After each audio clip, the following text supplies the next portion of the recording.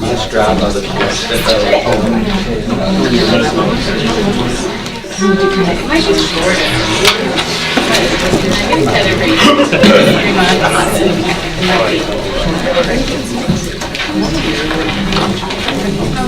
Really?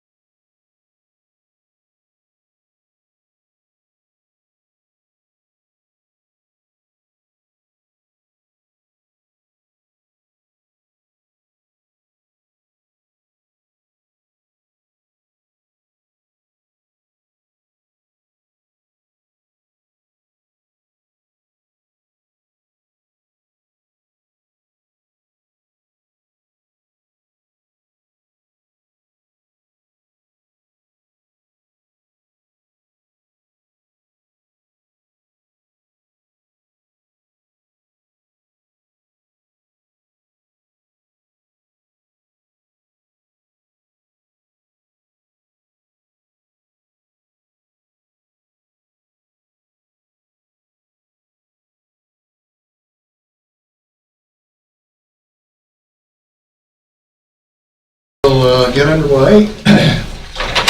We will get an update this morning on legislative recommendations and on our statistical report, which has just come out. Reminder that the meeting is being webcast live, and will be available in the archives at some point. We want to recognize an outgoing member. John Smithy served for the council for the past 4 years. Responsible for passage of 6 major council initiatives in the past 2 sessions. First major guardianship reform bill in recent history, creating the country's first supported decision-making agreement arrangement, something many other states have now followed. He was helpful in passing the Judge Julie Courthouse Security Act, Senate Bill 42, Senator, which has literally saved judges' lives in the past 1.5 years. Thanks also to Hector. Incidentally, if you watch 60 Minutes, 48 Hours, I think it's CBS 48 Hours, they're going to do a special on Judge Kucera here in the next few weeks. So I think it's going to be pretty amazing.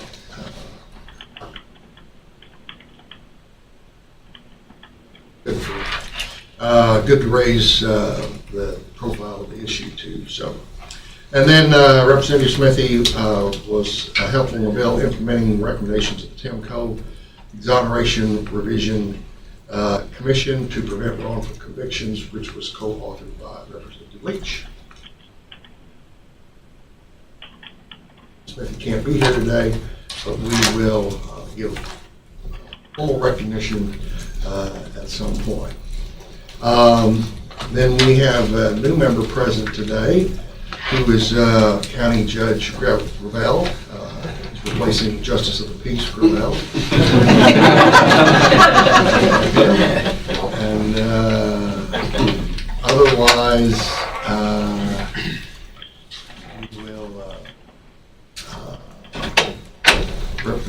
recognize some other folks as we move along. Good morning.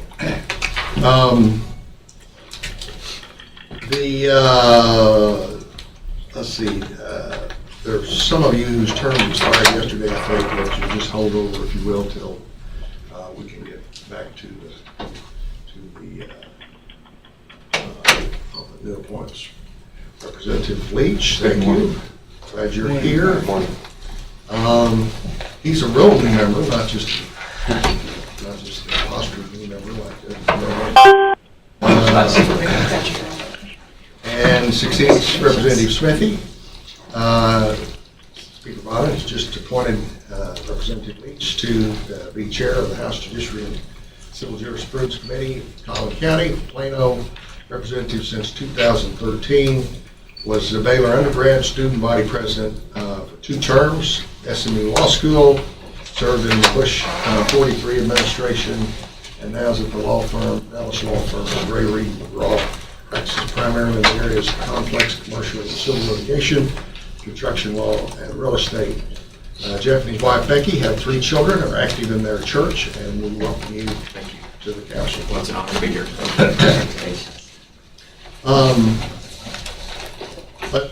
David, let's call the roll. Chief Justice Nathan Hack. Here. Presiding Judge Sharon Keller. Carlos Amaral. Here. Judge Gary Belair. Here. Justice Phil Boyce. Here. Miss Sonia Clayton. Here. Senator Brandon Creighton. Judge Bill Gravel. Here. Miss Allison Ho. Judge Scott Jenkins. Miss Ashley Johnson. Here. Representative Jeff Leach. Here. Judge Kelly Moore. Here. Representative Andrew Murr. Present by telephone. Judge Valencia Nash. Present. Chief Justice Sherry Raddick. Here. Mr. Ken Sachs. Here. Judge Paul Spencer. Judge Ed Spillane. Here. Judge Vivian Torres. Here. Mr. Evan Young. Senator Judah Saffarini. Present. Chief Bailiff Court. Let's go around the room and just introduce ourselves before we get started. Start. Hi, I'm Nina Hess-Sue. I'm the General Counsel for the Supreme Court. State Representative Jeff Leach. I'm not going to add anything to your very wonderful introduction. It's great to be here. I'm very honored. Thank you. Welcome. Kelly Moore, presiding judge of the 9th Administrative Judicial Region and senior judge of the 121st District Court. Good morning. I'm Judge Valencia Nash, Dallas County Justice of the Peace for Precinct 1, Place 2. Good morning. My name is Bill Gravel, and I'm the Williamson County Judge. Ken Sachs. I'm a practicing attorney in San Antonio, Texas, and with Stewart Title. I'm Sonia Clayton, President and CEO of Virtual Intelligence Providers, and your Venezuelan representation. For Venezuela. Good morning, everyone. Carlos Amaral, I'm the senior manager with Deloitte Consulting, Plano, Texas. Good morning. I'm Ed Spillane. I'm the presiding municipal court judge in College Station, Texas. Good morning, Vivian Torres. I was the Medina County Court at Law judge, and I am now told by my presiding judge that I'm a retired senior judge. Hi, I'm Bill Boyce. I'm a former justice of the 14th Court of Appeals. I'm Judith Saffarini, State Senator from District 21, live in Laredo. Good morning, everyone. I'm David Slayton. I'm the Administrative Director of the Office of Court Administration and the Executive Director of the Texas Judicial Council. And who's on the phone? Sherry Raddick, Chief Justice of the First Court of Appeals, and I don't have anything funny to say. Ashley Johnson, I'm a practicing attorney at Gibson Dunn in Dallas. Gary Belair, Judge of Ransom Canyon Municipal Court. And Andy Murr, State Representative, House District 53. Okay, thanks everyone for joining us this morning. You've seen the minutes of the September meeting. Any corrections or discussion of the minutes? I have one correction. Yes. The company that I work for is no longer Information Service Group, is Deloitte Consulting LLP. All right, we'll make that change. I should note that we also corrected Judge Moore's title to senior judge. So that was already made. Very smart.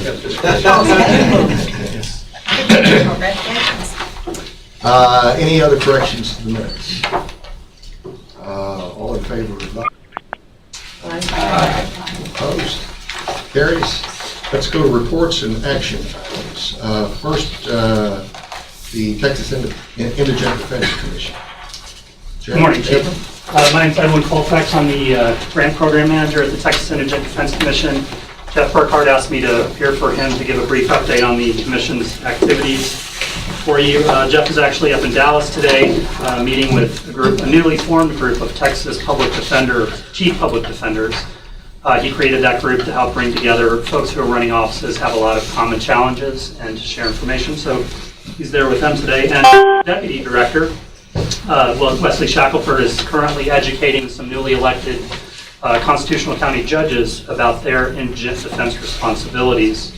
So a couple of our activities explain why I'm here instead of them. So you have some written report in your materials. I'm just going to highlight a few quick things. First of all, the Indigent Commission did meet on December the 6th. We were sad to say goodbye to Bell County Judge John Burroughs, who's been a member of the commission since its inception back in 2002. Judge Burroughs has done a whole lot for the commission. He's retired from his office in Bell County, and we wish him well and appreciate everything he's done for the commission. His replacement was appointed by the governor, and that is Collin County Judge Chris Hill. And we're looking forward to working with Judge Hill in the future to continue our work. We also have a new ex officio member on the Indigent Defense Commission, and that is Representative Nicole Collier of Fort Worth, and she's replacing Representative Joe Moody of El Paso on the commission, and we appreciate all of Joe Moody's support in recent years. The commission has issued its annual request for applications for the new grant cycle, our discretionary grant cycle. I just want to mention that briefly. We have an annual program that makes funds available to Texas counties to implement indigent defense improvement programs. And so we've been working to get the word out about that and get counties that might have some ideas about how to improve their systems to contact us. We do a lot of work with counties to help them develop applications. So if anyone is familiar with a county that might be interested in pursuing a new indigent defense improvement program, please pass along that information. We are going to be doing a webinar that is a training on the application process on Tuesday. That information is available on the Indigent Defense Commission's website, and we're happy to help anyone who might need it in that process. Regarding the Texas Indigent Defense Commission's legislative appropriations request, the legislature has asked TIDC to submit a separate LAR from OCA. Even though we are administratively attached to OCA, we do submit one separately. As you may recall, the legislature has historically provided TIDC with budget authority for all the money that flows into the Fair Defense account, which is a GR dedicated account. However, in the current legislative session, our appropriation was capped well below the anticipated inflows into that account. So as a result, at the end of FY19, the comptroller projects that about $27 million will have been accumulated that has not been appropriated for TIDC to be able to use those funds to help counties improve their systems. So TIDC's LAR basically requests the return of estimated appropriation authority for that account to be able to put all those dollars to use for the purpose for which they were collected. And in addition, to provide us with a rider modification to allow us to hire some additional staff to improve our ability to monitor counties' compliance and provide tech support to them in their efforts to improve their systems. The very good news that I'm happy to report is that in the introduced versions of the budget bills in both the House and Senate, there is an additional $9 million that's been appropriated over our current year's appropriation. So $18 million over the biennium, which is very welcome news. However, it doesn't provide authority for all the accumulated funds in the account, so we are continuing to put that request forward in the legislature. We're very pleased to have that news to share with you. Finally, 3 publications that the Commission has issued I just want to highlight briefly. First of all, the legislature did request us, or direct us last session to prepare a report on cost containment and cost analysis, what's driving indigent defense cost increases. We partnered with the Public Policy Research Institute at Texas A&M to prepare the report, Indigent Defense Spending and Cost Containment in Texas. The report does provide a very detailed analysis. It's a very lengthy report, but there is an executive summary. It's available on our website. Happy to get a hard copy to anyone who would like one.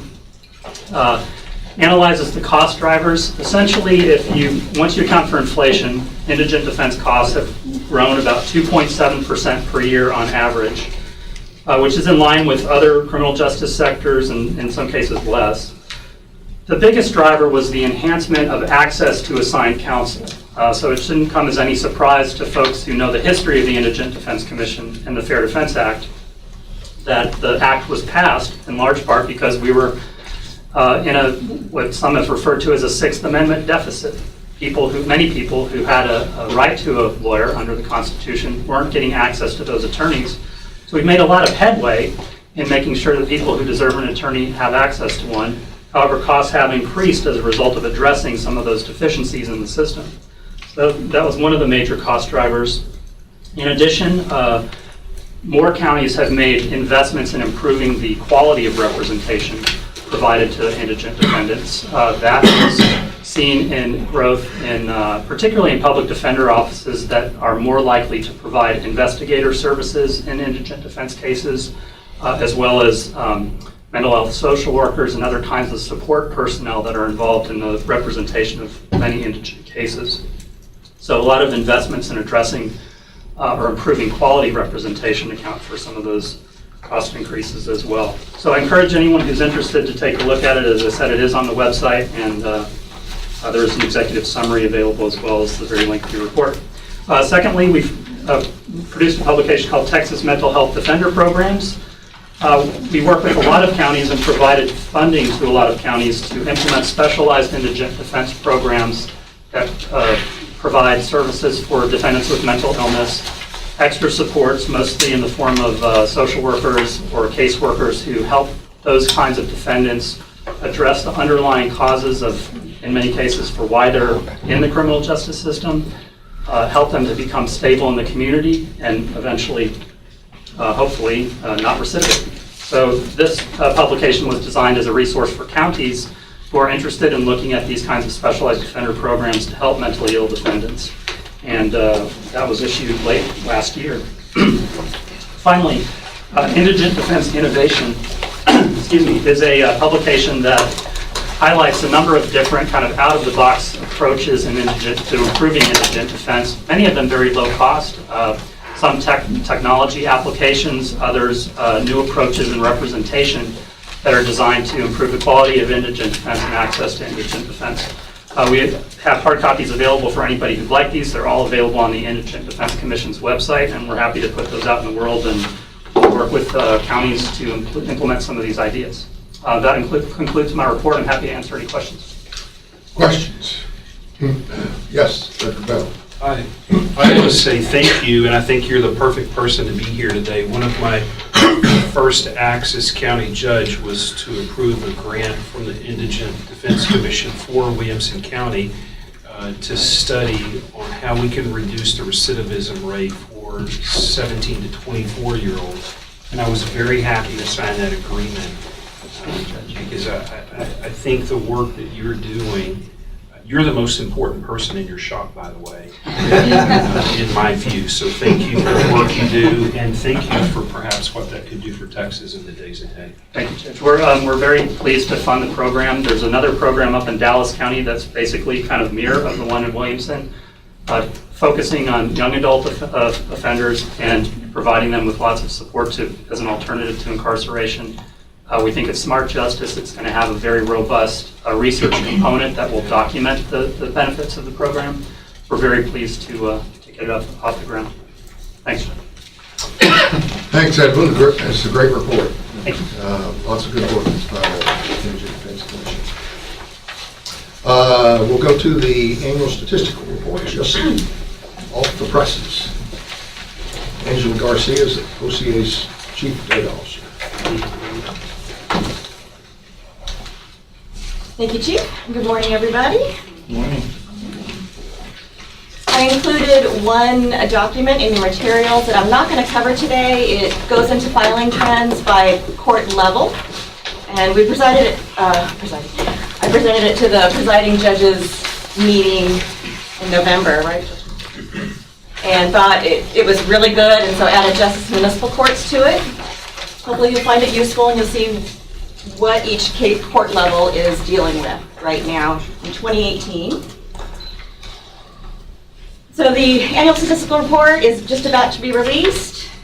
And I'd like to go over, I have the privilege of having a lot of time during this meeting, so I'm very excited. Go over the major trends. We have, here it is. Turned on. There we go. Okay. So overall, in 2018, the court levels with large civil caseloads experienced an increase in filings, while the court levels with large criminal caseloads, particularly misdemeanors, saw declining caseloads. First, I'm going to go through statewide civil trends. New civil case filings in 2018 increased at every trial court level, but most significantly in the justice courts, with an 11% increase over last year. These figures do exclude civil cases related to criminal matters, which are non-disclosures, occupational licenses, and bond forfeitures, for example. Civil filings in the district and county courts increased in nearly every single case category, the exceptions being product liability and tax cases. In terms of the volume of cases, the largest increases in the district and county courts were in the debt cases, which account for almost a quarter of caseload, and motor vehicle tort, which is 13%. And I'll discuss those in a little bit more detail in a few slides. At the Justice Municipal Courts, civil filings increased in nearly every case category, except for small claims with a slight decline.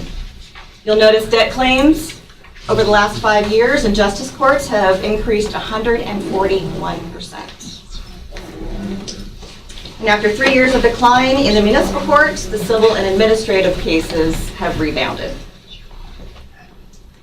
The debt cases. This is one of the most stark trends going on in the justice system right now. Debt cases have increased significantly over the last 5 years and account for a large share of the civil caseload. Particularly in the district and county courts, we've seen huge increases over the last 5 years, 90% in the county courts and 141%, as I said, in the justice courts. In 2018, debt cases accounted for a substantial portion of the civil workload for all court levels, with almost a quarter in district, half in county courts at law, 30% in constitutional county courts, and 40% in justice courts. Angela, before you move on, can you just describe to everyone that might not be familiar with the way we categorize things, what types of things fit under a debt case? Debt case. So those are debt collection cases. That would be credit cards, the mortgages in there as well. Those are the credit cards. Primarily credit cards and collection. Primarily credit card. Foreclosure, does that fit in there? Foreclosure does as well. So it makes you wonder with the strong economy what's going on, and this trend has been really increasing. I did this quick search over a couple weeks about what might be going on. I did find an article from the Federal Reserve saying that credit card defaults were at an all-time high. And the spike in the justice courts corresponded or was the same, had the same time frame as the Federal Reserve data. Not saying that it's related, but it was really coincidental. One thing I think that's important for the council, I know some of you that are new may not remember this, but the council's Civil Justice Committee spent a lot of time looking at this area in particular, the debt issues, and trying to make sure that the system was working effectively for both parties with regard to debt collection. So a lot of the civil justice recommendations focus around this issue and trying to make sure, for instance, just to remind you, one of the recommendations was that in the county and district courts right now, there's no requirement that there be an attachment of proof that is the proof of the debt basically attached to the back of the petition. So a lot of our judges in the county courts in particular were saying that many people default on these default judgments at the courts, and many of the county court law judges were saying that they felt like many times they were signing defaults for judgments that could never be proven if a party had shown up. Also, there were a lot of recommendations around trying to make sure that people understand that defaulting in court is not a good thing, and trying to figure out a way to make it easier for them to know what they're what they can do about the case when it's filed. So this is I think something we're going to have to keep working on and watching, because it's now a significant portion of, I think, the court's caseloads. Do we have an idea of what the caseload from people, like salary range, what they fall, is the lower bracket and the middle bracket? Or? We know, you want to talk about the what data we have on defaults? We do not have any demographic information at all. So no, we don't know, and it's typically not collected in civil cases. We don't know income, gender, race. You know, one of the things that this council also recommended, and certainly we're doing a lot of work on right now, is trying to change the data we're collecting. You know, the council, and I think 3 or 4 of the committees actually recommended that the Judicial Council start collecting case level data. You know, all this data that you're seeing is all summary level data, so basically it's stuck in buckets.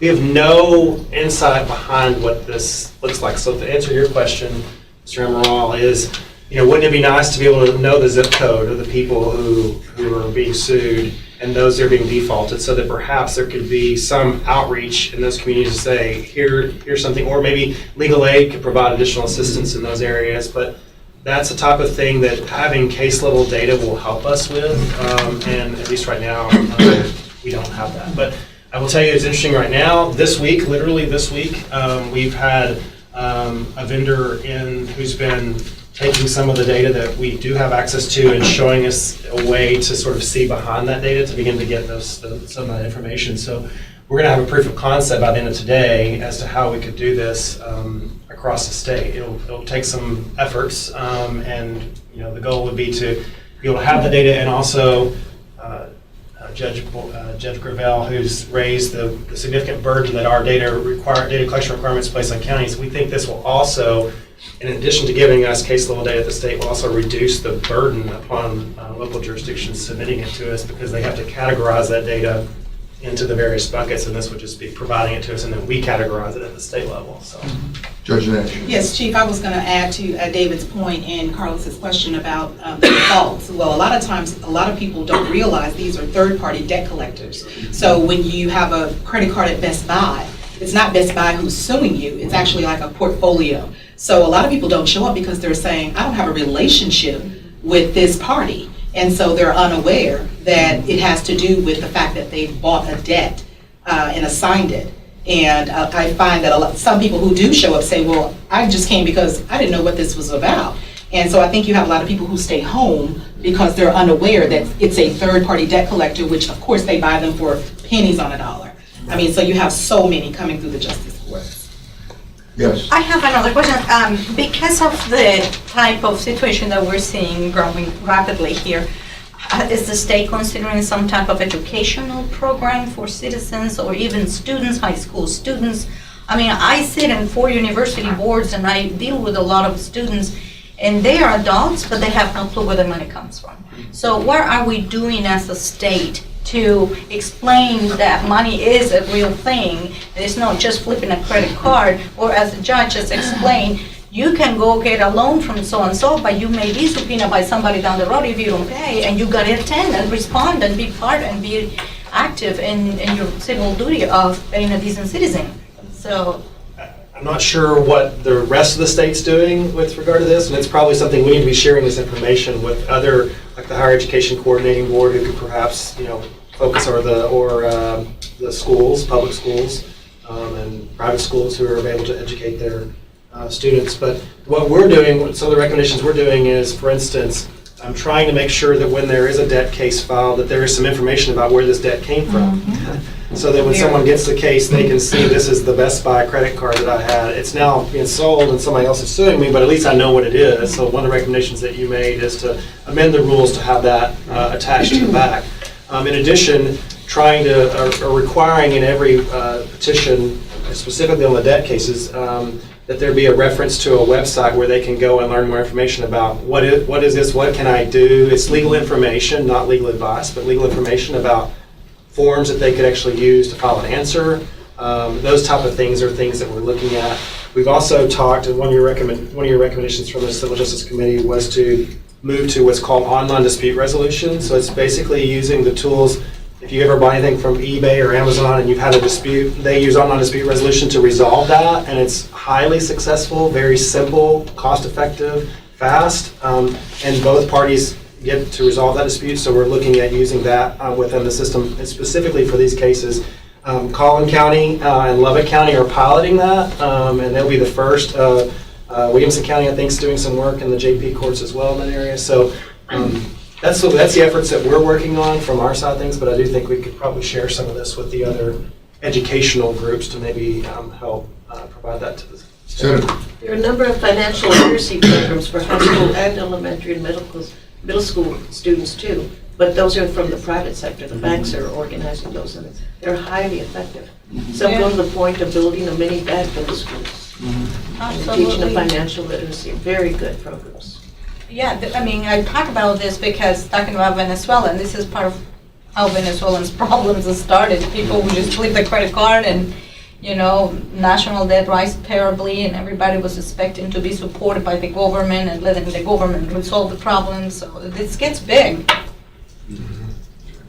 There's a national effort to look at the online dispute resolution, and they've made a lot of progress in Utah, but other states are looking at it too, to try and do this. And if we need to consider rules changes on things like this, when we redid the Justice Court rules 5 or 6 years ago, the debt collection and eviction rules were negotiated by representatives of both camps, if you will, and everybody kind of agreed at the end, this is the way we should handle these cases. So they get so many of them. We don't want to happen. We don't want to happen in the district courts. What happens? We don't want to happen in the justice courts. What happens in the district court? Which you're under the Texas Rules of Civil Procedure, and every case is a standalone case. We wanted you to have some expectation when you file these cases that, for example, creditors agreed with the Justice Court rules that if they didn't have a certain amount of backup to support the debt, they were going to lose the case, and they might as well not file it. Now, maybe that doesn't keep them from doing it, but same way with the landlord-tenant cases, that both the landlord knows that if he doesn't have a modicum of proof going in, they're not going to get a judgment. The tenant knows if the landlord does have that proof, he's going to lose, unless there's always a chance that there's some other defense or something. But the point is, these kinds of cases are very susceptible to kind of recipe type approaches to them to improve efficiency and protect people so that they don't get taken advantage of. So if we need to look at those things, we can do that. Thank you. Okay, Angela. All right. So because the numbers were so stark, over the last 2 years, the filings have increased 100,000 statewide. So I was looking for data anomalies. It must be an error. It must be an error. So for 2 years, I found that it's just completely statewide. Nobody stands out.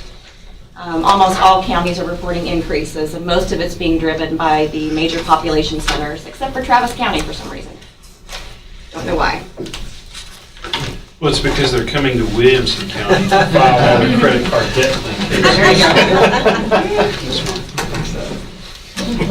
So another significant trend are the motor vehicle torts, which have increased significantly, primarily in the district court, where there's been a 70% increase over the last 5 years.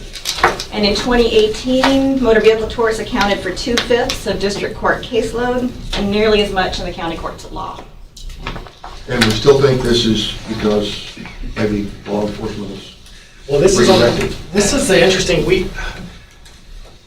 This doesn't really make sense because what we know from some of our data is that there are less cars on the road because we're seeing some of that, and that's what we can read from other data sources. And as the chief's pointing out, some of you will recall, and you'll see this again in a few minutes, that the number of tickets being written is declining. And if, in fact, what writing tickets is supposed to do is to increase safety on the roads, then the decrease appears to be showing up in the civil side with car wreck cases. But, this, I don't know if that can explain this huge increase, because that's, it's pretty tremendous, the growth in this area. Basically, if you take the debt cases and the car wreck cases and add them together, it's about half of all the cases in the courts. And that's pretty significant for that to be what the justice system is being used for. So I think we need to keep trying to dig in and find out what's going on there, but it appears that there may be some, those trends you will see in a second. When you see the criminal ticket data at JP Municipal Court, you will see a corresponding significant decline, nosedive down. At the same time, you see this giant climb on car wreck cases. So, Is it possible to get any insight on this from the Department of Insurance or car insurance? I think we should reach out to them and see, is there an equal number of, is there an equal increase in the number of car wreck cases, number of car wrecks? Because otherwise something else is going on behind the scenes that we're not aware of. But I think that'll be a great idea, Chief. I know insurance, in our courts, we have a lot of public safety cases where people are losing their license because they're driving without insurance, and it's because of a lot of car wreck cases. So I've gotten an increase in those as well, so that'll be a Do we have any sort of data as to the breakdown between major motor vehicle collisions and minor ones? What we're seeing in the Metroplex is the catastrophic motor vehicle collisions actually go down slightly, but as people sit in traffic more and try to run red lights and take detours, that the minor motor vehicle collisions is actually skyrocketing. yeah, that's another one of those issues where we need case level data because we don't. All we know is there's a car wreck case that's filed. So if we can begin to see what's the information that's behind it, I think that would be very helpful. So I think in the next few years, as we see ourselves transition to the case level data, that would be helpful. But I think we could get that data from other sources. Yeah, TxDOT probably. Yeah, TxDOT or the insurance. Somebody could probably provide it to us. Let's see if we can reach out. We'll dig into That would be interesting to know if it's just too many of us boomers getting old, or is it, or is it the drugs, the drug trend? What is it causing this? Stay tuned for more information on drugs. I need to be honest. Okay, Angel. All right. So for probate and guardianship filings, we're steady for a while. They increased by 7% overall from last year, with growth in all case categories except for minor guardianships. But more than 1/3 of the total caseload results from filings within existing cases. So those are existing estate or guardianship cases where there's applications to modify things, where there are applications to sell property within a guardianship or to compel compliance for statutory requirements, so show cause. So really, only 63% of that is new. And these cases can go on forever until the death of a person.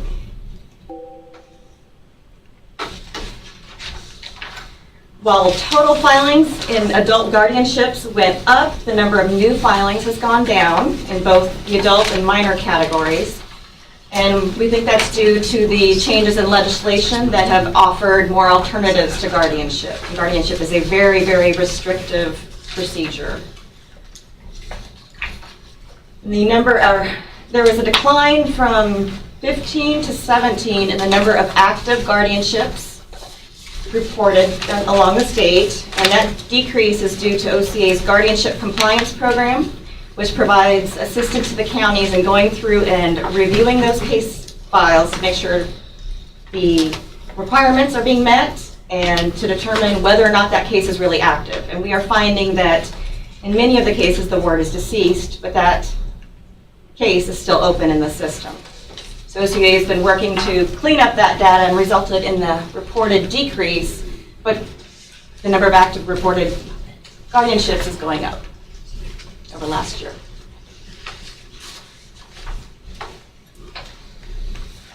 And although we have 52,000 active guardianships, the number of guardianship of person filed, which are required every year, are much fewer, although over the last 5 years they've gone up 20%. So there has been improvement in reporting those cases. Hopefully, well, we know in a lot of the cases they weren't being done.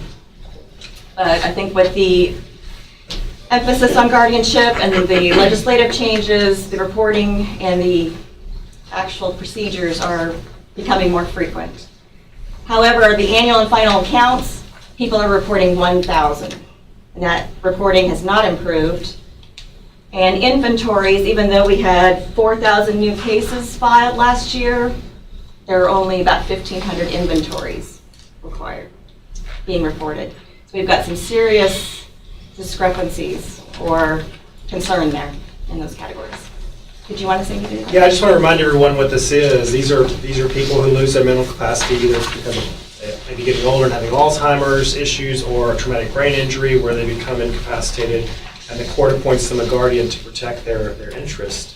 And the statute, in order to try to, we know from the data that work that we've done, the amount of money under guardianship in the state's $5 billion, about $160,000, $170,000 per case on average. So the law tries to help protect to make sure those individuals aren't being exploited by requiring these reports to be filed. So you would expect that for every new guardianship established last year, there should have been an inventory, which is a counting basically of everything that they had at the time they were put in guardianship. That way the court can monitor over time to make sure that it's not being used for other reasons, because that property and that money still belongs to the person under guardianship.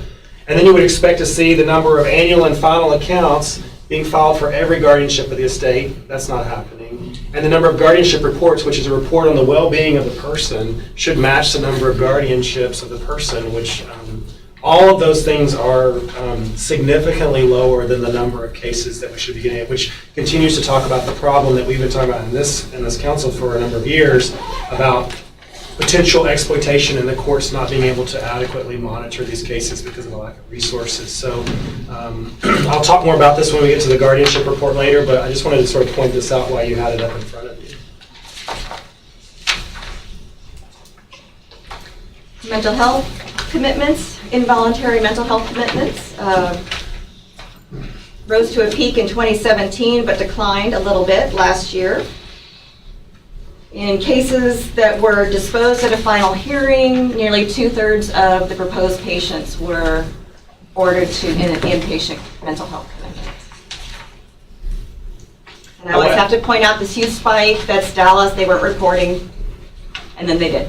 I want to just one more thing, since we're going to talk about this in legislation in a minute, just to point out while we're on this slide.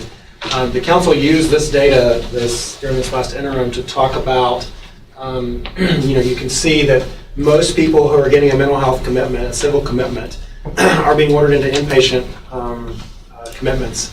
And the judges who do this work are saying, and only 3% are being committed to outpatient treatment. And the judges who are doing this work are saying, we're committing everybody to inpatient because there's all these statutory barriers to outpatient commitment and there's a lack of resources. And so the council's mental health committee recommended changes in the law that would make outpatient commitment more accessible for judges to be able to order that, and recommended an increase in outpatient commitment resources. So when we talk about legislation in a minute, this is the issue here. The goal would be that we could get more people to, obviously inpatient civil commitment is really, really restrictive. And if there's an appropriate way to get them into outpatient, we think that would be better. And so when we talk about legislation, you'll see there's a bill that's been filed on the council's recommendations that tries to address that issue. All right, next we'll go to family. The number of new family cases filed in 2018 was close to the all-time high in 2013, while post-judgment petitions for modification or enforcement were relatively stable over the last couple of years. Filings increased in more than half of the case categories in 2018, with the greatest percentage increases over the last 5 years occurring in child protection, child support, protective order, and post-judgment modification categories.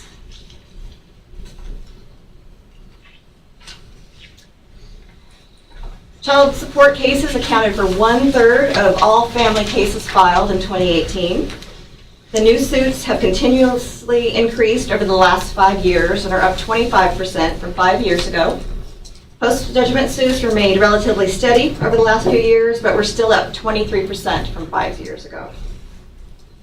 Divorce cases counts for another 1/3 of the caseload, but the rate of change has been much slower for the divorce cases not involving children, while the divorce cases involving children has continuously declined.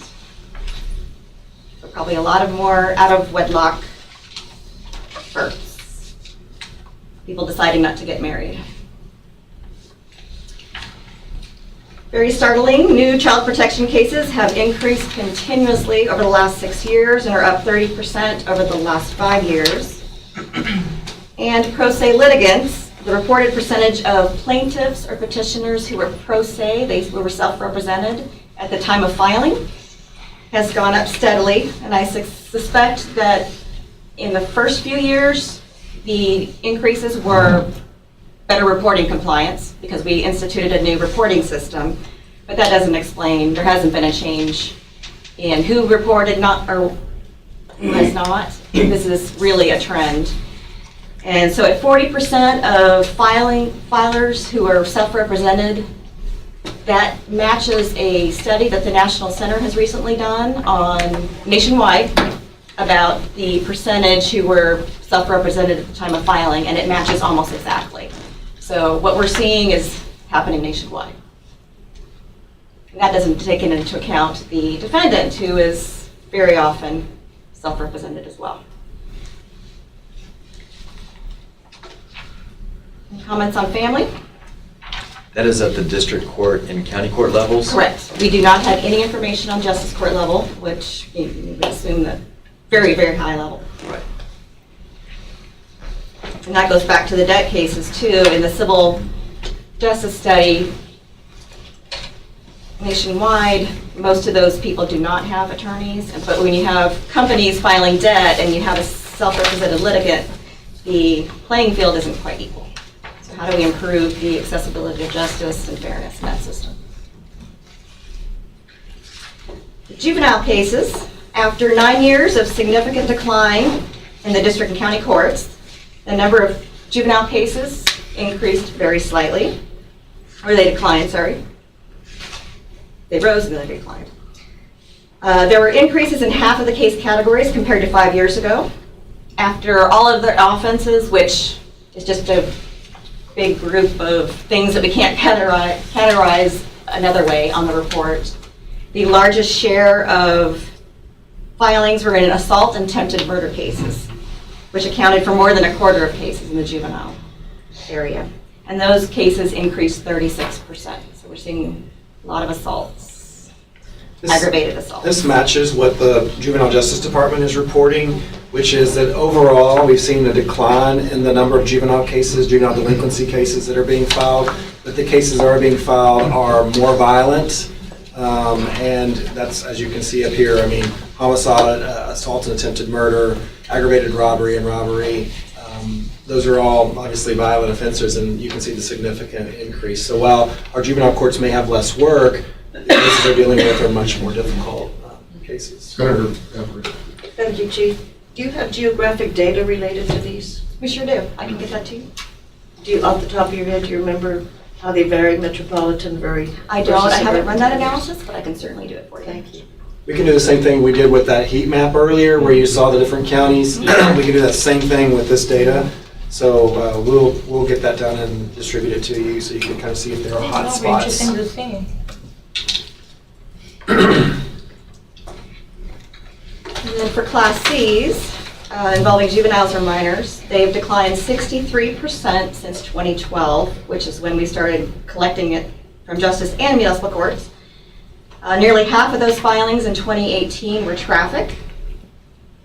But filings increased in drug paraphernalia and a big increase in tobacco and e-cigarettes. I'm assuming that's e-cigarettes.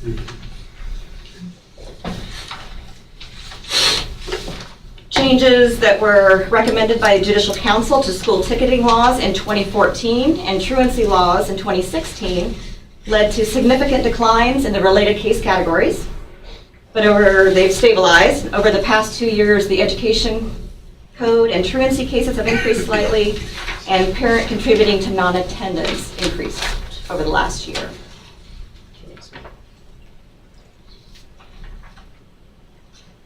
Any questions on juvenile? Criminal. The number of new misdemeanor cases filed has fallen 31% from a high in 2007 to the lowest filing rate since 1993. The number of new felony cases filed has increased each year since 2014 and reached second highest level, second only to the peak in 2007. On the felony side, filings have increased in the majority of case categories over the last 5 years. Family violence assault has jumped quite a bit. Auto thefts, drug possession, and drug possession is a big part of the caseload, as we'll see. On the misdemeanor side, the only offense to really increase over the last 5 years is first offense DWI, marijuana, and family violence assault.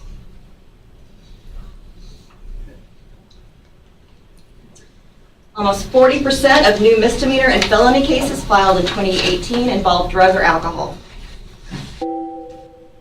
Felony drug possession cases reached a new peak, and on the misdemeanor side, they fell very slightly from the peak in 2017. So pretty much all-time highs of drug cases. So as a matter of volume, Angela, this is what's driving the increase in the caseload at the felony level, and what's perhaps keeping the floor from dropping completely out from underneath the misdemeanor filings. It's drugs and alcohol, basically.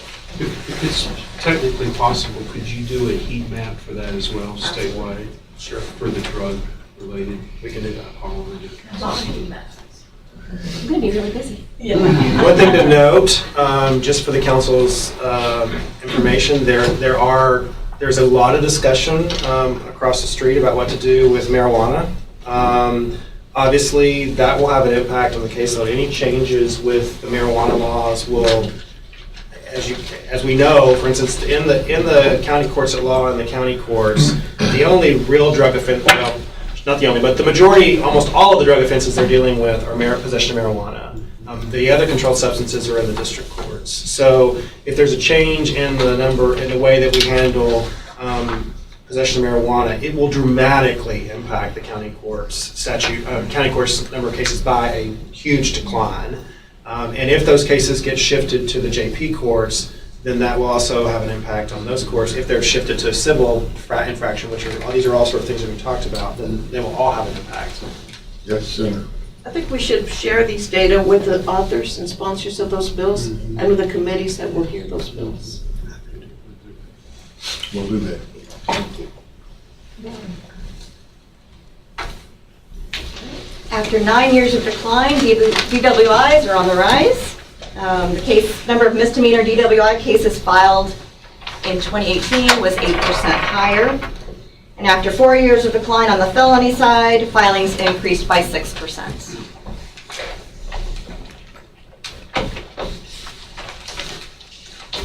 Here's where David was talking about the plummeting Class C misdemeanor cases.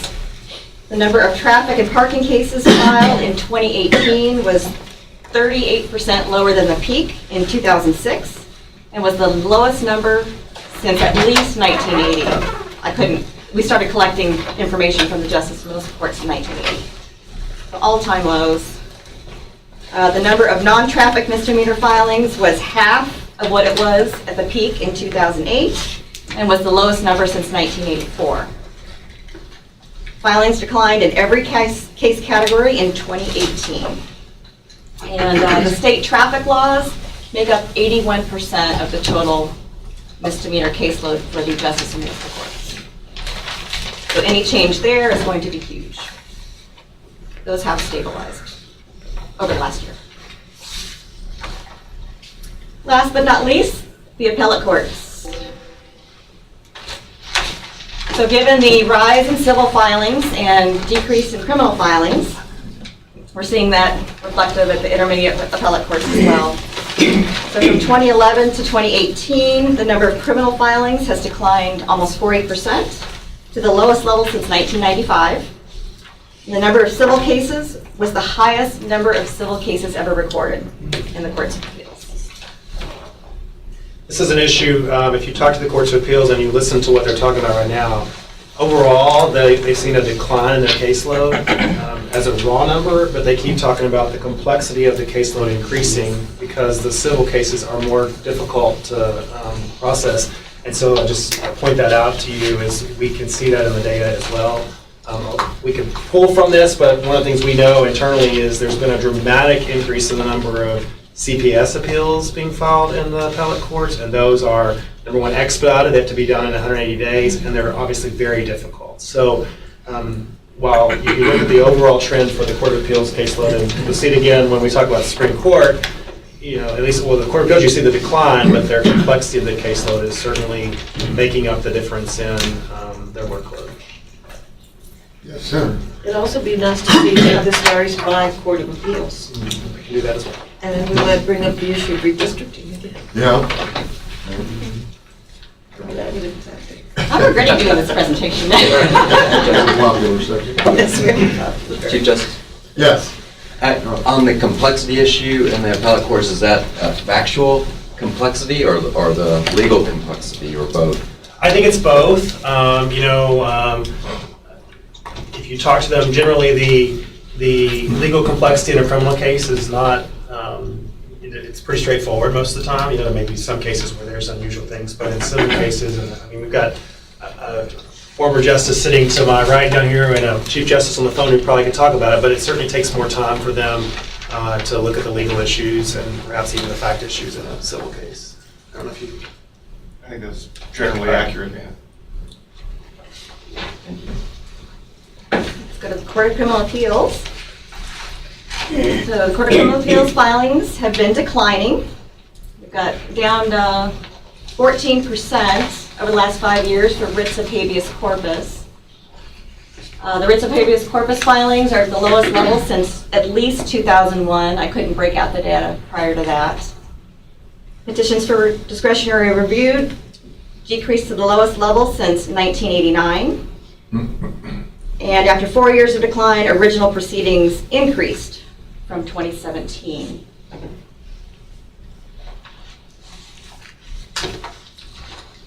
And lastly, the Supreme Court.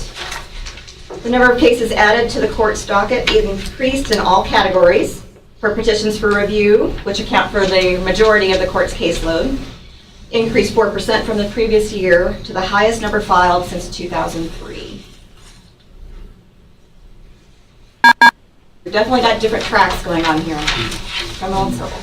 And that's the end of my presentation. Do you have any questions? Other questions? Thank you. Thanks, Angela. Just seem to know what the trends are. David, give us a legislative update. Members, I have on your desk a handout that looks like this. I'm going to go through the legislative update. You'll recognize on the front page here, these are all of the Judicial Council legislative priorities.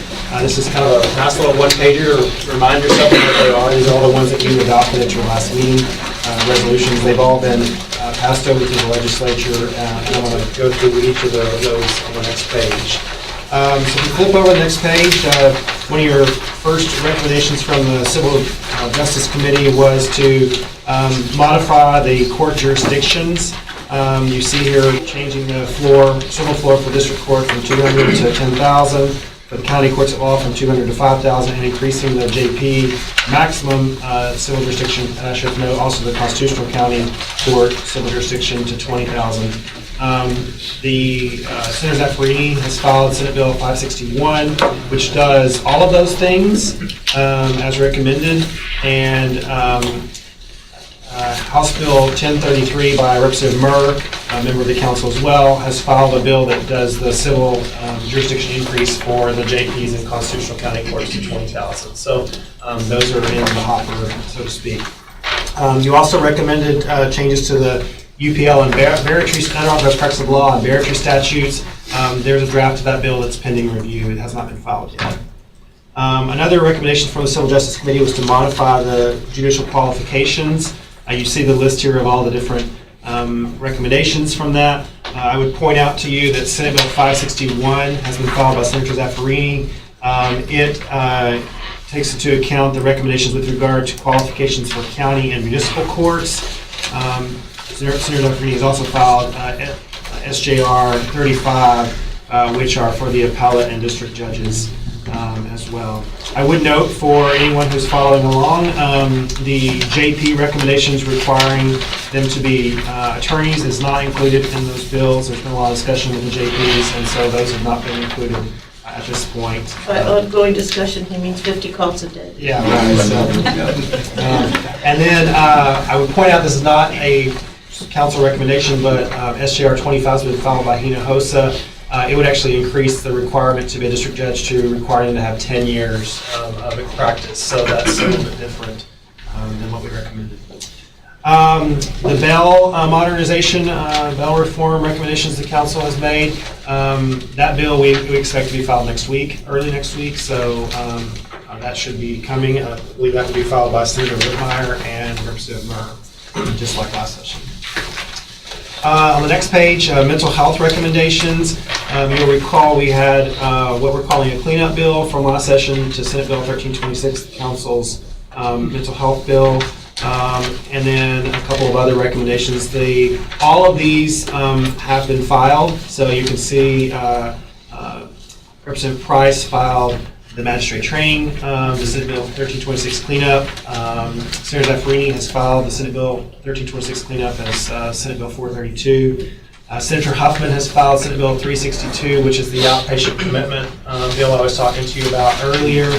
And Senator Zaffarini has filed Senate Bill 562 regarding transferring mental health records from counties to the TCJ. Not included on here, I just noticed, is the bill regarding manifest dangerousness that actually came. So this is right now, I'll just quickly tell you, right now there's when someone is mentally incompetent and they have a violent offense that they've been charged with, they sit in the county jail waiting a bed in generally Vernon State Hospital, which is the maximum security unit. They may sit there for months. And then when they get to Vernon, there's a dangerousness review board that determines whether or not they're dangerous. If they're not dangerous, they get transferred to another facility. Otherwise, they stay there, which means they sit in the county for months waiting on a bed when they perhaps could have gone to the other bed faster. So what this bill does, and this came from the Mental Health Commission, the Judicial Commission on Mental Health, is it allows the judge to have the dangerousness review board do its work immediately as soon as the defendant is found incompetent to stand trial, and that way they can be sent to the bed where they belong immediately. So we think that's a good bill, and I think that's been filed. I don't have the bill number, we'll get that to you. Senator Zaffarini has filed that bill as well. That's the 562, David. Oh, it's 562. Senate Bill, it does both. Oh, it does both. Senate Bill 562 does both. Thank you for that clarification. On court security recommendations, you know there was some cleanup that needed to happen in response to Senate Bill 42 that we recommended, and Senator Zaffarini has filed Senate Bill 49 to implement those. With regard to the data committee recommendations on getting case level data, there's a bill that's in drafting stage. Right now, it has not been filed. The disaster bill, as you know, the council looked at post-Harvey recommendations and made a couple of tweaks to existing statutes to make post-Harvey judicial operation or post-hurricane or disaster recommendations. That's been filed by Senator Zaffarini as Senate Bill 40. Recommendation on State Commission on Judicial Conduct to be able to provide additional transparency and help with other issues that the council identified. That's been filed by Senator Zaffarini as Senate Bill 467. Last page, we talked a little about the guardianship recommendations to be able to make sure we're doing a good job overseeing guardianship cases. That bill has been filed as Senate Bill 31 by Senator Zaffarini. That was the first bill filed in the Texas Senate, so thank you, Senator Zaffarini, for that. It was vetoed last time. Yes. And the funding for that program has been included in this version of both the House and Senate bills, so we're very excited and hopeful that that will go forward. In addition, the recommendation from the council that there be regional specialized guardianship courts to assist the courts across the state has been filed as Senate Bill 536. I would like you to know that bill establishes the framework and makes it permissive. It does not require anybody to have one. It doesn't require the state to fund them, but it puts in place the framework, and then the funding will be able to help set those up across the state. The next couple you'll see, the specialty court oversight, which are our drug courts, DBI courts, veterans courts, things like that. the opioid task force, the youth in custody recommendation, and the duly involved youth recommendations are all in draft stage. So we expect there to be a bill filed, at least in some of these areas, soon. The last two I would alert you to is there was a recommendation with regard to judicial pay, and specifically the one with regard to changing the law with regard to longevity pay for judges to be more like state employees with longevity pay. You may know right now they don't get longevity pay till it hits 16 years, and then that's it. They get a one-time bump at 16 years. Representative Ray has filed House Bill 847 to enact that as well. And then lastly, Class Cs against youth, dealing with the way we're dealing with them, trying to make more parity with the way we handle other more violent juvenile offenses. That has a bill that is in the draft stage. There are a few more I wanted to just let you know that are not on the list, but are related to the council's work. Senate Bill 39, filed by Senator Zaffarini, and Senate Bill 346, filed by Senator Zaffarini, are bills to simplify the court cost and filing fee structure. You may know our clerks are very concerned about it. We are concerned about it. Everyone's concerned about it. So this is a way to try to make that simpler without having a negative impact on counties, cities, or the state. So that is over at Legislative Council, and the drafter's probably ready to choke me because it's really difficult. But anyway, we're trying to make that better. Senator Huffman has filed Senate Bill 387, which is a bill with regard to judicial pay. It changes the way that salaries are set for district and appellate court judges to have a tiered structure for pay. Right now, you know, every judge, when they come into office, makes the same amount. This would provide for 3 tiers based upon tenure, length of service as a judge, with the goal that we're trying to retain our good judges who get sent back by the electorate. So that's the way that the Senate is currently looking at handling judicial pay. The House has actually included a 10% across the board increase for district judges as well. I should note, especially for our legislative members that are here, anyone else who's interested in this, the House version would affect all the linked things, including all the other people, as well as legislative retirement. Senate Bill 387 keeps the linkage, but keeps it at the base salary, and that way allows judges to get a raise without having the legislative retirement impact. Yes, sir. Thank you, Chief. What happened to our discussion related to the Centers of Excellence and tying that into pay? That's not in this bill. So that's, you know, the thought here was to try to figure out a way to deal with merit, and I think this bill views merit as if the voters send you back. That's the best we have right now. So, you know, maybe Senator Huffman might be interested in learning about a little more about the Centers of Excellence. Is it an amendment? And the last bill I will tell you about is Senate Bill 560, just recently filed by Senator Colthorst. One of the things that we've been looking at are the increasing cost of attorney's fees for CPS cases across the state. This bill puts in place a requirement that the Judicial Council collect data from across the state on what the cost is of CPS attorneys, so that the state can take a look at whether or not there needs to be some change in the way that's happening, or provide some funding to the counties, the way we do with criminal injury defense. So that's the update. Questions for David? A lot going on. I failed to say, if there's not a question, just quickly on the budget, I mentioned that the House and Senate both included funding for the guardianship work across the state. They also included funding for legal aid, restored the funding that was cut last time for legal aid.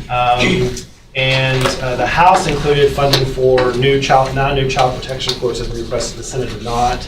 And then on both sides, House and Senate, unfortunately, they cut our technology funding by about $5.5 million, meaning that unless it's restored, we will have no money to do any technology upgrades or projects, any new projects during the next biennium. So we're hopeful we can make the case that that's probably not wise with the work that we need to do with regard to technology to keep moving forward. So at least the Senate finance hearings seem to be receptive to that.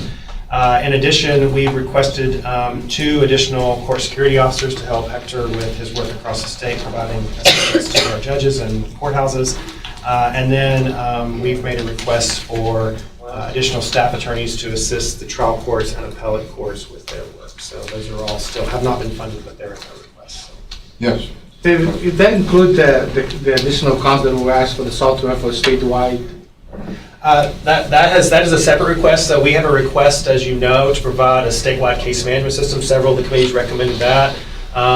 Most counties, as you probably know, don't have sophisticated case management systems. Some have nothing at all. And so obviously the ability to report case level data is pretty limited in those instances. And the governor included in his school safety initiative this recommendation for a statewide case management system because being able to report data to both the state and federal databases with regard to ability to purchase a firearm or law enforcement to know about criminal history is limited by the lack of a case management system. So that's also pending. The Senate seemed interested in that. It's not included in either bill as currently funded. So we'll have continuing discussions with them about that. We need that one. We need that funding. We agree. It's just for anyone that's listening that may be interested in that. It's about $27.3 million in one-time funding. The governor's other school safety, many of his other school safety initiatives have been included in the supplemental budget to be paid for out of the rainy day fund. We've tried to at least make the case that this is a similarly situated item and that the ongoing cost of the operating system is, it's about $2 million ongoing is what we expect to have. Yes. David, I don't see it on the agenda, but can you kind of give us an overview of where OCA is with the judicial training programs that you all have done since we've got this influx of new judges across the state from the last election? Yeah, it's a great question. So the way that judicial education works in Texas is that the legislature provides funding to the Court of Criminal Appeals. The Court of Criminal Appeals then provides that in grants to several organizations who provide direct training. They provide funding to the Texas Center for the Judiciary, who trains the appellate judges and the district and county judges. They provide it to the Texas Association of Counties to train the constitutional county judges. And they provide it to the JP Training Center, is that the right? Texas Justice Court Training Center. He was here earlier. He is here. The director that's here, and they provide training specifically for JPs. And then the Municipal Court Education Center provides training to the municipal court judges. So we have, and they're able to target their efforts and training to those. I don't know how many new municipal court judges are, but we've been able to add up how many JPs through appellate court judges are new, and there are 443 new judges in the state as of January 1st, which is 25% of the judges on the bench today are brand new. So training is a huge undertaking right now, and certainly some cause for concern. Set aside what happened politically, it doesn't matter. The turnover is massive, and we're worried about the disruption just because of turnover. So that's what the real focus is right now, is trying to make sure that we're getting them the resources and the education they need. I thought that it came to mind because of when you said technology was being cut, and I recall the discussions that we were looking at ways of bringing some of the training and education to the judiciary through technology, as opposed to having to drive over to Austin. That would maybe be a reason to try to keep our budget up as much as we can. Yeah, I mean, we have a list of about 8 or 10 projects that we won't have enough money to do all of these, even if they give us everything that we've asked for. But 8 or 10 really major, these are statewide technology projects. This is not something to benefit OCA or the Supreme Court. These are statewide projects that would affect everyone, that we need the money to be able to do them. And unfortunately, the cut actually doesn't even pay for the statewide e-filing contract. It's close. We're about $39,000 short, so hopefully we'll at least get that. But other than that, we will not have any money to do any technology projects if we don't get that restored. The OCA working group that's working on payment plan applications has received really good feedback. That's one of the projects that will not have funding. I know. So just for everybody's benefit, we've been working with JP Municipal Court judges across the state to provide to them a tool that would allow them to calculate the ability to pay for people when they come into the courtroom in a way that is not just, intuition, I guess is the right word. So that's a project that we've been working on. If we don't get the funding of that project, that's one of the ones listed in that 8 or 10, that project would stop. So we're hoping. I think we can make a good case. So I'm confused. So we don't have the funding for the technology part for OCA, and we expect OCA to be forward-leaning ahead of county government. How are we going to set the pace and the model for the state if we don't have the resources to do that ourselves?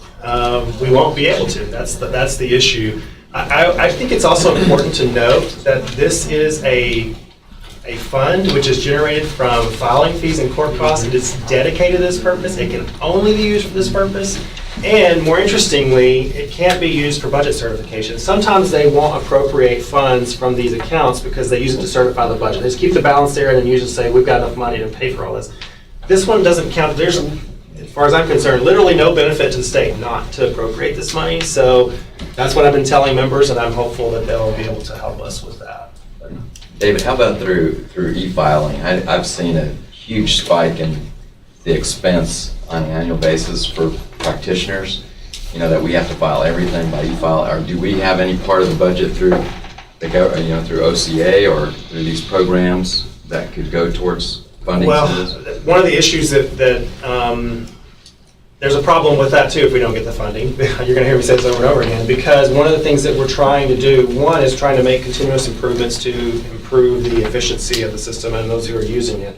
Second of all, that contract expires in 2021 during the biennium. We have to rebid it. If there's a new vendor chosen, then the transition cost, we have no money to pay for that. So we're in a dire situation as far as I'm concerned if that money is not put back. So we're going to continue to make the case that that's important. Yes. Thank you, Chief. As we move forward, I recall last session, we were so successful with testimony from the Chief, from Justice Guzman, from David, and several members of this committee, Judge Gravel and Judge Spillane, among others. But I hope that we have that this session too, because that helps us, and especially when we have legislation that relates to a certain group of judges, that we have the judges on this council who worked on that legislation to be available to testify. Yeah. Back on judicial education, 35% of the Court of Appeals is brand new. I went out and talked to the new county judges in Lubbock last Monday. A third of the new constitutional county judges were new. 180 new justice of the peace plus a little bit, I think. Again, politics aside, we lost 3 or 4 centuries of judicial experience in November. It's the worst blow the judiciary's ever taken in history.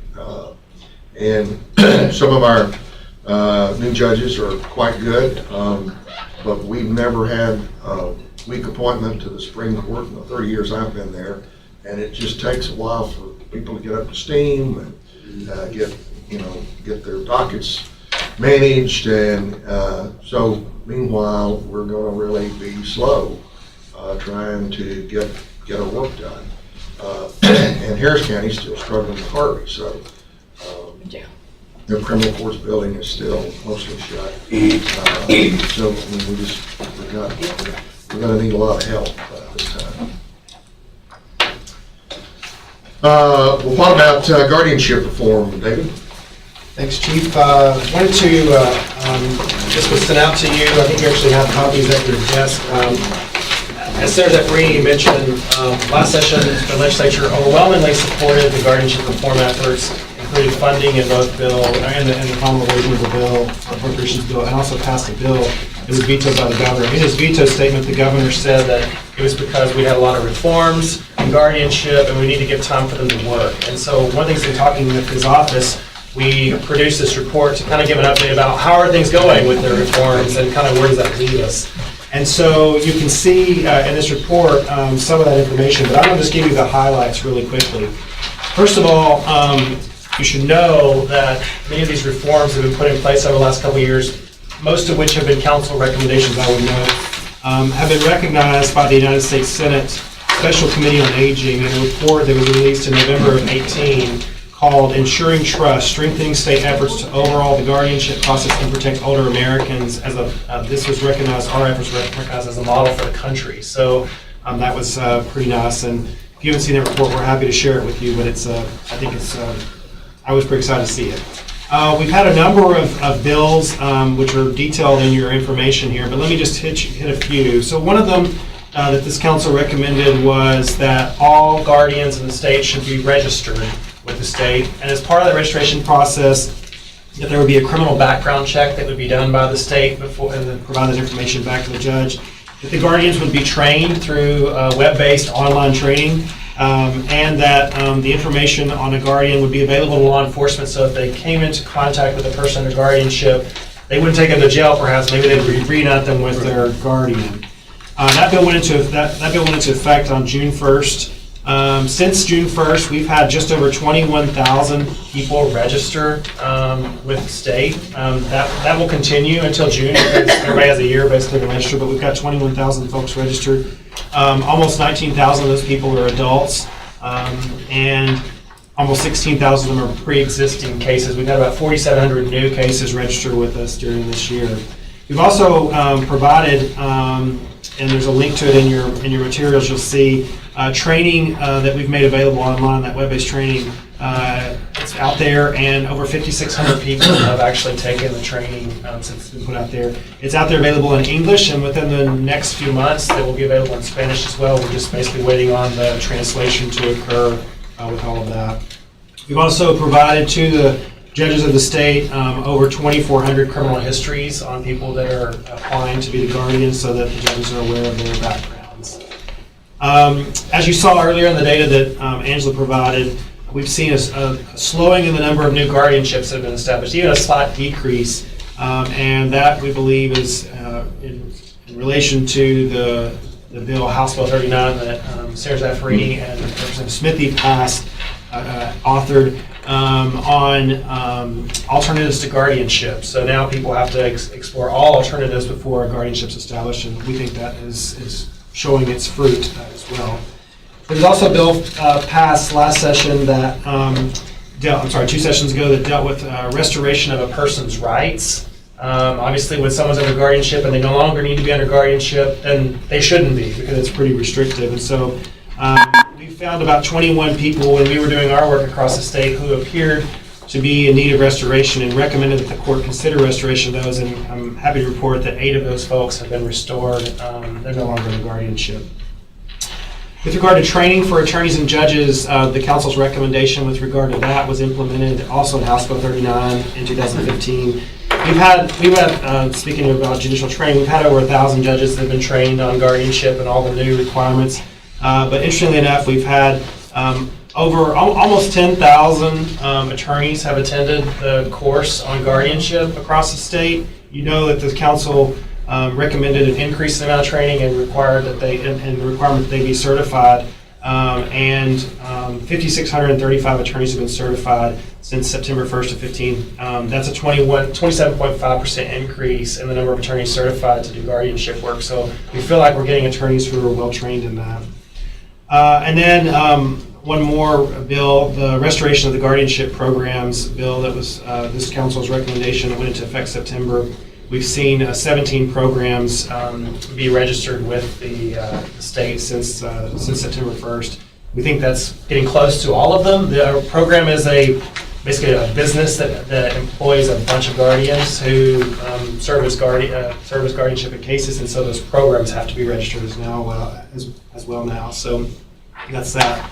That leaves us with the guardianship compliance project, or as the Senate Bill 31 refers to it, probably more illustrative of the work we do, the Guardianship Abuse, Fraud, and Exploitation Deterrence Project. Trying to make sure everybody knows what it is. As you've heard us say, we've found cases all across the state where there's significant problems. Just can give you a few examples of things. We found a case with a $4 million estate under guardianship. Never a report or an account ever filed with the court from the time it was established on. Not saying the person spent all the money on something, but the court certainly is not aware of what's going on. Same thing with a $1 million estate. We found a case where the ward's whereabouts has been unknown since 2008. We don't know where they're at. The guardian's unresponsive, so that's not a problem. We found a case where a ward was allowed to marry, even though that's technically not traditionally allowed with the person who's does not have capacity. And then we also found a ward who was able to purchase a firearm, which is actually federally prohibited, perhaps because that information hadn't been reported as needed. I'll just give you 2 more examples here. In one case, we found a child of a guardian who had transferred $400,000 from his mother, forged checks, and then also spent an additional $500,000 that's unaccounted for. That case is currently pending in district court, where there's been a suit to try to recover that money. Civil case. Civil case to try to recover it. We are actually working with the U.S. attorneys from all 4 districts in Texas to try to increase and with the AG's office, to increase the number of prosecutions of people who are exploiting the elderly. As you probably know, those are difficult cases. The U.S. Attorney's Office says it's really, really difficult, but they're interested in the work that we're doing so that they could perhaps step in where needed. And then as noted in the report, we've seen almost over 3,300 people that we found who had died and the court was unaware of it. Obviously, it's hard to monitor if you're not aware, which once again, all these things I think point to the need for the courts to have the resources to be able to monitor these cases as they move through the system. So. Yes, Senator. Thank you, Chief. I would hope we would work even more closely with the AG's office to ensure that they look into this abuse and exploitation. It's so serious. And they really need to be aggressive on this. I know they'll say they're underfunded and understaffed, but this needs to be at the top of their priorities. We have a meeting set up with them in the next few weeks to address them. Do we have any monitoring, any details on what the monitoring mechanism is? Well, the monitoring mechanism in most courts is that there is not one. And that's, you can talk to the judges who are handling these cases. It's not because they don't have a desire to do it. It's just you think about it, you have a judge who's on the bench who has all these responsibilities. And these cases require accounting, social work, sort of a law enforcement look, and then also being a judge. And the judges of our state just don't have the resources to do it. And one of the good things about the guardianship project that we've been working on the last couple of years is it provides those resources. And with the funding that's in the budget and with the bill that Senator Zaffarini has, we believe we will be able to serve every county in the state to provide those resources, monitoring resources. And we're going to use technology also to help us spot sort of the higher risk red flag type cases as well. So that's where a case management software program statewide would come in very handy. Right. We have implemented that through the Tyler Technologies in our county to give you flags and alerts and no letters. The clerk, it'll pop up so the clerk knows not to issue letters and things like that. But yeah, the technology would be extremely useful. Oh, in many ways. Even monitoring the patient itself. A lot of people are claiming that they're taking care of their whatevers, and they're not. And I know that for a fact because I've seen a lot of people do that. One of the things that our auditors who are going across the state are looking at are these guardianship of the person reports. That's a report that is supposed to say, where's the person living? What's their social activity like? How often do you visit? And as you saw in the data earlier, a lot of those are not being filed. But in addition, when they are being filed, that's where our auditors are able to find cases where it does not appear as if the person under guardianship actually needs to be under there anymore. Maybe there's even a doctor's note that says this person's fully, has their capacity. So it's in those instances where we're able to tell the judges, hey, you might want to check into this situation. Maybe there's not even a report that says, maybe there's even a letter from the nursing home that says the guardian hasn't been here in 6 months or whatever. Then at least the court needs to be aware of that. And that's where I think our program is so vitally important. Thank you. Looking for Judge Villarreal. I'll go back. Business,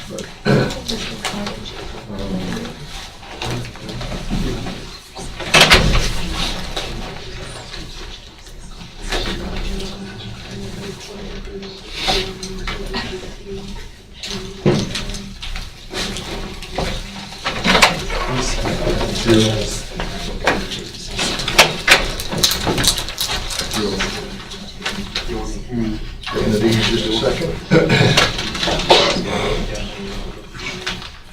Oh, while we're doing this, can we show 2 videos? I was going to skip them because of time, but since we have a second, You might see Steve Miller, who's been here taking some video. One of the things that, based upon the Public Trust and Confidence Committee's work, we really felt like it's important to begin to think about how we communicate with the public. And so we've done, we brought Steve on. He's also working with the Court of Criminal Appeals on their broadcasting their oral arguments live. But we've produced a couple of videos. These have been primarily internal right now, but this will give you a taste for what we're planning on doing externally. We're working on right now on the ways that counties are using their mental health programs to make improvements across the state, so it gives other counties ideas. But we're going to show you two of them. The first one's about guardianship in Texas, so let's talk about our program. And then one about the Judicial Council, Judicial Council's work.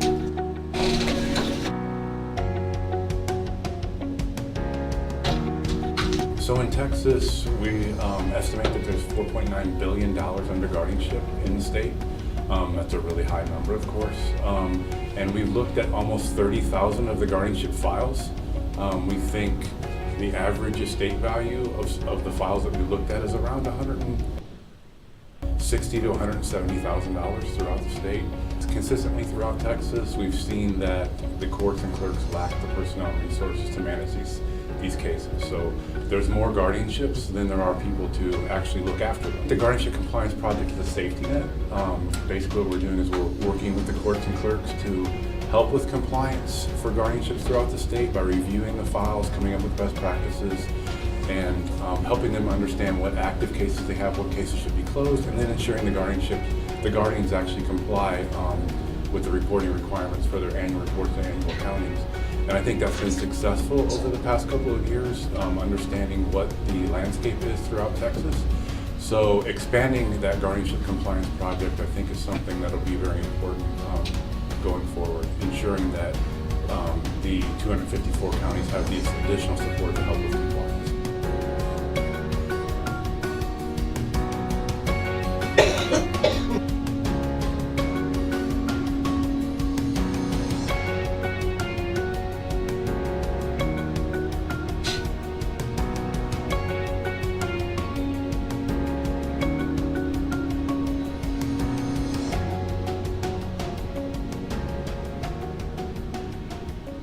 Sample one. The next one we're going to show you is about the Judicial Council's work. One second while the people behind the screen. YouTube TV.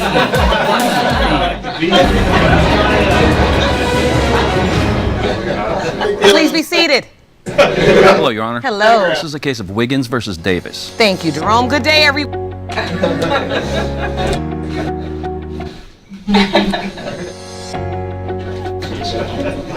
They're kind of Here we are, David.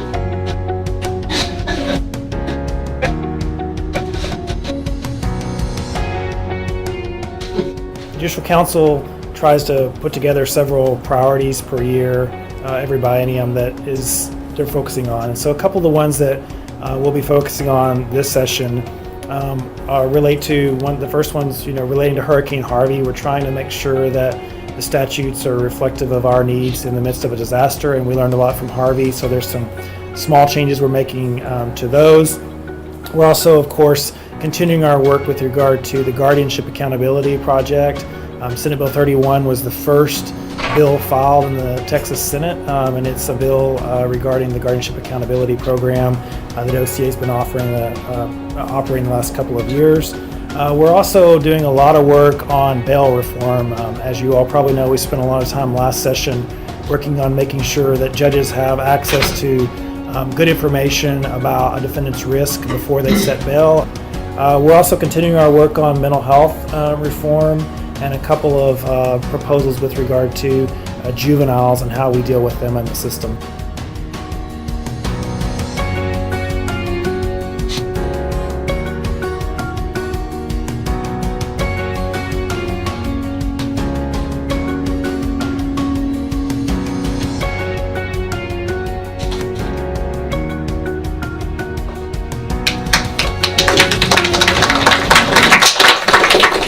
that's just a little taste of, you can probably, at least if you're like me, when you start seeing these things, you can think about, oh, we could do this, and we could do that, and we could do this. So our goal is to use, so many people won't read our materials, but they'll watch it. And if it's 3 minutes long or less, we think we will get their attention to talk about some of the issues that are going on with the judiciary, and highlight things, have judges learn about, the Williamson County program that Judge Gravel was talking about earlier about early offenders. So those are the type of things that we're planning, and we're really looking forward to Steve helping us. And presumably he's also producing something about Judicial Council, since he's in here taking some pictures and video. So some of the footage we'll need for other videos. But Chief, I think we're ready to proceed. In 2014, OCA began to sample guardianship cases around the state to see the scope of the issues that we've been talking about here, and that sampling included Webb County. And the 2015 session, they got some pilot funding for the Guardianship Compliance Project, and OCA chose Webb County again, and went down there for a fuller review of the guardianship docket, and found that 90% of the cases were not in compliance with statutory reporting requirements, increasing the potential for exploitation. Hundreds of people, $6.5 million in estates at risk. It was and is the worst result for any county that's ever been reviewed. Enter Victor Villarreal and his daughter here.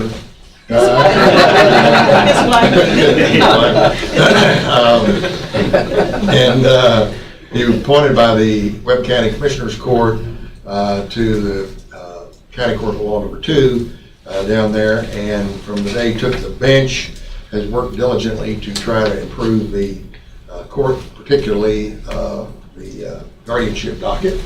And to see how he was doing, he invited OCA to come back down and take another look. They found some more problems still. He just turned to those with the same vigor that he had come to the job with.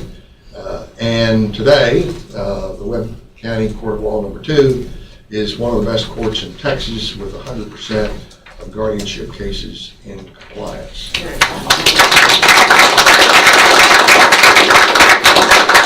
Senator Zafferini, you want to say something about your constituent? Well, thank you, Chief, and welcome Judge Villarreal and Lorena. It is just delightful to see this judge in action. What he has done is absolutely phenomenal, incredible, superlative in every way. He inherited the worst audited court in the state. 90% non-compliance, as the chief said, and today he has reached 100% compliance. I believe that that is an example for courts statewide, no matter what problems they have, that this can be done. It took 20 years to create this problem. Judge Villarreal resolved it in 18 months. That's phenomenal. And basically what has happened is that after he inherited this court that was corrupt in so many ways, the judge was indicted. He stepped into a highly controversial situation and cleaned it up. He cut the budget, he cut staff, he reduced the backlog of cases, some 10, 15, and 20 years old. Imagine divorce cases going back 5 years and more. Incredible what was going on. He stopped the cronyism, he stopped the behind closed door negotiations, and today he, I believe, is the gold standard for judges, not only in Webb County, but throughout the state, because he has tackled the impossible and succeeded. Now, what's important about his success is that it's not personal. It's teamwork. His staff has helped him, but quite frankly, his family, Lorena, is a wonderful supporter, and she is always by his side. But it also reflects the work of the Texas Judicial Council and the Office of Court Administration, because David and Jeff and other people were right by his side, and he succeeded because they helped him succeed. So it is that team effort that is so important, and the work of this council must continue. In fact, I believe we must intensify our efforts to have more success cases like Judge Villarreal, from 90% non-compliance to 100% compliance. Bravo, my friend. Well done. Thank you.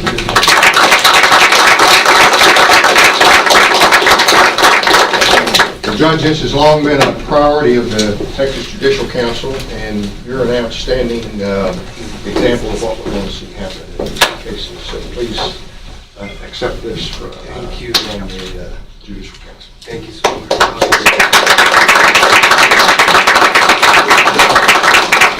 Please say what you want to. Well, I want to, first of all, thank the Texas Judicial Council, Chief Justice, thank you very much for this recognition. It really is a blessing to be in this position, to be able to do this work. Senator Zaffarani is absolutely right. This is a team effort. We have a very hardworking, dedicated staff, and the Office of Court Administration has been so extremely helpful, and we're very grateful to all the support and all the work and all the advice that you've given us. This recognition really is really a team effort, and I very, very much appreciate it. And again, it's a blessing to be in this position. I also thank my wife for her encouragement. Couldn't do it without her. And I also thank Senator Zaffarani for her encouragement and pressure, because it because this is a team effort. They understand. More like the Senator Zaffarani.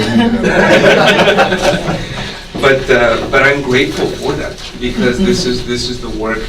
It's not only hoping and wishing that things happen, but actually getting out and making sure that these cases get heard, and making sure that everybody is in compliance with the law. The question is, why haven't we done this before? So I'm very grateful for the recognition, and I thank you from the bottom of my heart. Thank you.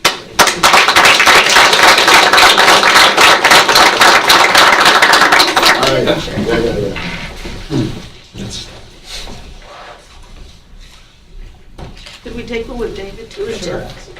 Senator, don't you think that you should be in the picture? Yes. Yeah, she needs to be there.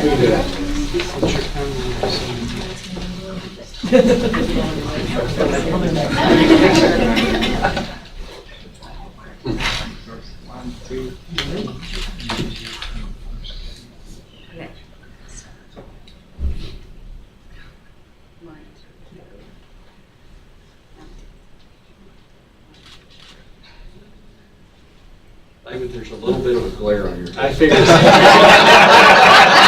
I shouldn't sing it over the line.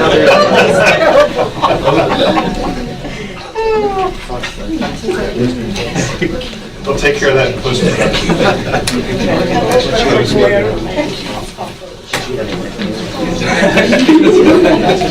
Chief, if I may add, this is also the judge who presides over all those mock trial cases. So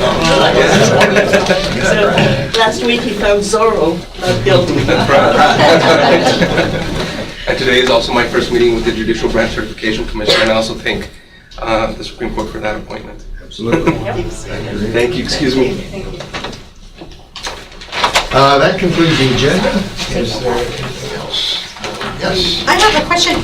It's just part of the general topic, but with the growth of, or the increasing amount of jobs forecasted to be lost due to robotic automation, what is the state doing in terms of, I am involved in a Harvard study and a Stanford study, and this is happening, and nobody's talking about, the state will lose tremendous jobs, especially Texas, because of our oil and gas industry and energy. And a lot of those jobs can be very easily automated. And now robotics is coming in, and nobody's doing anything about jobs. Nobody's talking about the amounts of jobs that will be lost. So what are we doing as the council, as council members? Is that a topic of discussion or consideration? David? I think one of the things, obviously, maybe a little bit outside of this council's purview with regard to jobs, but we're looking at the impact of AI, in particular automated intelligence, on how that can be artificial intelligence, how it can be a benefit to the courts. So, for instance, I mentioned the online dispute resolution earlier, which is one of those technology things they want to do in the next time to deal with tremendous growth in debt cases and other things. that uses AI to help Absolutely. guide litigants through the system. And, all the people that Angela talked about, the 40% of people that are trying to represent themselves, we can use AI to assist them. So, and then helping the judges with understanding risk assessment. Some of that can be done through automated, through AI as well, artificial intelligence. So, I think the goal here is to try to see how we can leverage that to assist people who are trying to get access to the court system and make sure that judges have information to make good decisions. So that's how we're primarily using it, but probably something we need to think about with regard to Well, its the impact is huge. If you think, for example, we're talking about crime, increasing, debt and so forth. But when you look at the overall picture and you realize that 38% of the jobs in America today will be lost. 38%. What are we doing about those people? Now, let's say I am, rigger or whatever. I'm drilling in a hole, getting oil, and that process gets automated. And this guy doesn't, or I'm a truck driver, because trucks are going to be driverless pretty soon, and so it is. I've seen the testing down in Stanford.